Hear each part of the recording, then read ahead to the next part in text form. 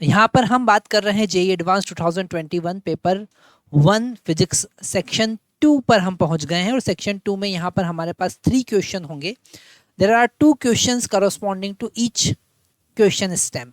Okay, हर question में यहाँ पर हमारे पास दो क्वेश्चन अवेलेबल होंगे. न्यूमेरिकल वैल्यू उनकी हमको एंटर करना है और यहाँ पर उनको राउंड ऑफ हमको 2 डेसिमल तक कर देना है. ओके, अगर आपको डेसिमल के बाद में ज़्यादा डिजिट आ रही है तो आपको राउंड ऑफ डेसिमल 2 डेसिमल तक राउंड ऑफ कर देना है. अगर आप सही आंसर देते हैं तो हर एक क्वेश्चन के लिए आपको +2 मार्क मिलेंगे और अगर आप गलत आंसर देते हैं या फिर कोई ऑप्शन इंटर नहीं करते हैं, कोई वैल्यू इंटर नहीं करते हैं तो यहाँ पर आपको 0 मार्क मिलेंगे. ओके, तो फर्स्ट क्वेश्चन पर हम पहुँचते हैं. इसमें हमारे पास नेगेटिव मार्किंग नहीं है. इस सेक्शन में क्वेश्चन में गिवन है projectile is throne from a point O on ground. Okay, at an angle 45 with the vertical with speed 5√2. Okay, 5√2 meter per second. The projectile at the highest point of its trajectory splits into 2 equal parts. One part falls vertically down to the ground after 5 second. Okay, 0.5 second of its splitting. Okay, वो ground पे गिर जाता है. जैसे ही वो split होता है, 2 part में ब्रेक होता है, उसके बाद 0.5 सेकेंड के बाद वो ग्राउंड पर गिरता है. अनदर पार्ट जो है, दूसरा पार्ट जो है वो T second after the splitting, है ना. जो दूसरा पार्ट है वो डेफिनेटली दूसरा पार्ट प्रोजेक्टाइल आगे कंटिन्यू करेगा, है ना, और वो T सेकेंड के बाद नीचे गिरता है. Okay, fall to the ground at distance x after a meter from point O. The acceleration of gravity g equal to 10 meter per second. So what is value of t? Question number 5 में हमको t का value क्या है वो बताना है. तो हम यहाँ पर ये ग्राउंड कंसिडर करते हैं. ओके, हमने यहाँ पर ये ग्राउंड कंसिडर किया और यहाँ O पॉइंट से हमने इसको थ्रो किया, है ना. तो ये O पॉइंट से थ्रो करने के बाद जो हाईएस्ट पॉइंट है उसमें 2 पार्ट पर ब्रेक हुआ. मान लेते हैं पहला मास जो था वो m था, अब m/2 2 पार्ट में ब्रेक हुआ और जो फर्स्ट वाला पार्ट है वो ऐसा नीचे वर्टिकली गिर गया. ओके, तो उसका जो वेलोसिटी v1 है वो 0 हो जाएगा, तभी वो वर्टिकल डाउनवर्ड गिरेगा. और जो वेलोसिटी सेकंड वाला पार्टिकल है जिसका मास m2 है उसका वेलोसिटी v2 हम मान लेते हैं. ओके, तो यहाँ पर मोमेंटम कंजर्वेशन की हेल्प से हम v2 कैलकुलेट कर सकते हैं. और ये जो सेकंड वाला पार्ट है ये आगे जाके जो हॉरिजॉन्टल प्रोजेक्शन है उस कॉन्सेप्ट से ग्राउंड पर कहीं गिरेगा. ठीक है, तो यहाँ से यहाँ तक का डिस्टेंस है उसको हमने r2 कंसिडर किया है और यहाँ से यहाँ तक का डिस्टेंस जो है इसको हमने r1 कंसिडर किया है. टोटल डिस्टेंस जो x है वो हमको फाइंड करना है. यहाँ से यहाँ तक का टोटल डिस्टेंस x कितना है वो हमको क्वेश्चन नंबर 6 में फाइंड करना होगा.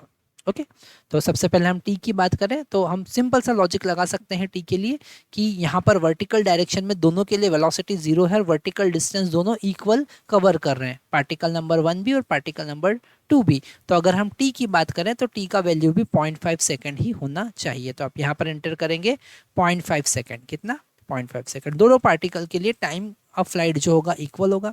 अगर हम चाहें तो वो कैलकुलेट भी कर सकते हैं, है ना. अगर यहाँ पर हम सेकेंड वाला पार्टिकल का टाइम ऑफ फ्लाइट देखें जिसको हम t2 लिखते हैं तो टाइम ऑफ फ्लाइट के लिए आप √2h/g का फॉर्मूला लगा सकते हैं, है ना.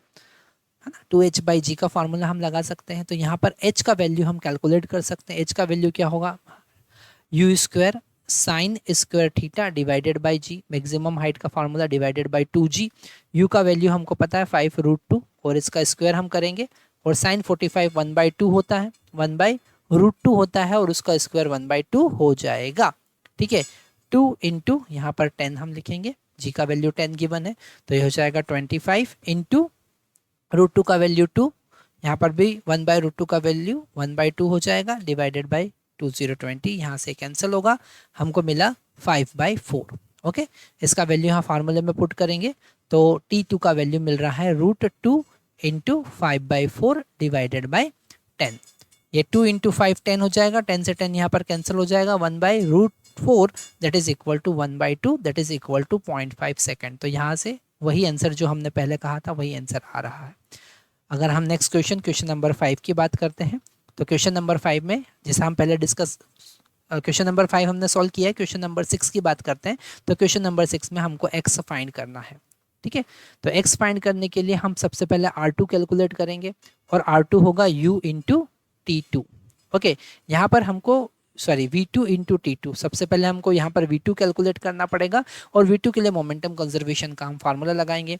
इनिशियल मोमेंटम अगर हाईएस्ट पॉइंट पर हम देखें, यहाँ पर हाईएस्ट पॉइंट पर देखें तो जो इनिशियल वेलोसिटी होगी जिसको हम v कंसिडर करते हैं, इनिशियल वेलोसिटी कितना होगा, इनिशियल वेलोसिटी होगा क्योंकि हॉरिजॉन्टल कंपोनेंट बचेगा केवल, तो u cos 45 डिग्री, है ना, क्योंकि यहाँ पर हाईएस्ट पॉइंट पर केवल हॉरिजॉन्टल कंपोनेंट ही बचेगा, वर्टिकल कंपोनेंट 0 हो जाएगा। तो 5√2 इंटू cos 45 कितना होता है 1/√2, 1/√2 से 1/√2 यहाँ कैंसिल हुआ, आंसर आया 5 मीटर पर सेकेंड। ओके, तो जो हाईएस्ट पॉइंट पर वो जो पार्टिकल पहुँचेगा उसका वेलोसिटी इनिशियल होगा 5 मीटर पर सेकेंड। अब यहाँ पर हम मोमेंटम कंजर्वेशन लगाएंगे, तो हम इनिशियल मास m और वेलोसिटी उसका 5 था, इज इक्वल टू फर्स्ट वाला पार्टिकल जिसका मास m/2 है और वेलोसिटी कितना हो गया 0, और सेकंड वाला पार्टिकल जिसका मास m/2 ही रहेगा और वेलोसिटी v2 हमने माना। तो यहाँ से अगर हम v2 का वैल्यू कैलकुलेट करेंगे, m से m कैंसिल हो जाएगा, v2 का वैल्यू हमको मिलेगा 10 मीटर पर सेकेंड। ओके, तो यहाँ पर v2 का वैल्यू हमको मिला 10 मीटर पर सेकेंड। तो v2 का वैल्यू हम पुट करेंगे 10 और T2 का वैल्यू 0.5, तो अल्टीमेट हमको मिला 5 मीटर। ओके, अब अगर हम यहाँ पर कैलकुलेट करते हैं, हमको यहाँ पर टोटल x फाइंड करना है, मतलब कि R1 और R2, है ना। तो R2 हमने यहाँ पर कैलकुलेट कर लिया जैसे हमने पहले डिस्कस किया था। ये जो R1 होगा, ये जो टोटल रेंज आना चाहिए था उसका बाई 2 होगा, है ना। तो अगर हम R1 की बात करें तो 1/2 into you square sine 2 theta divided by g होगा, है ना। मतलब 1/2, u का वैल्यू कितना होगा 5√2 और इसका होल स्क्वायर, और साइन 2 थीटा मतलब साइन 90 डिग्री और उसका वैल्यू 1 होगा, डिवाइडेड बाई g का वैल्यू 10। तो यहाँ पर 1/2 इसको हम लिख सकते हैं 25 इंटू 2 डिवाइडेड बाई 10, यहाँ पर 2 से 2 कैंसिल होगा, आंसर मिलेगा हमको 2.5 मीटर। तो टोटल अगर हम x कैलकुलेट करना चाहते हैं तो x equal to R1 plus R2 होगा। R1 का वैल्यू कितना आया 2.5 और R2 का वैल्यू कितना आया 5, तो हमारे पास वैल्यू आया 7.5।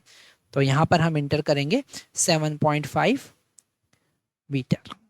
ओके, तो ये क्वेश्चन बड़ा इजी क्वेश्चन था, है ना, जो केवल और केवल प्रोजेक्टाइल से रिलेटेड था। पर यहाँ पर आप देख सकते हैं कि मोमेंटम कंजर्वेशन का कॉन्सेप्ट भी हमने यूज़ किया है, क्योंकि यहाँ पर वो पार्टिकल स्प्लिट हो रहा है।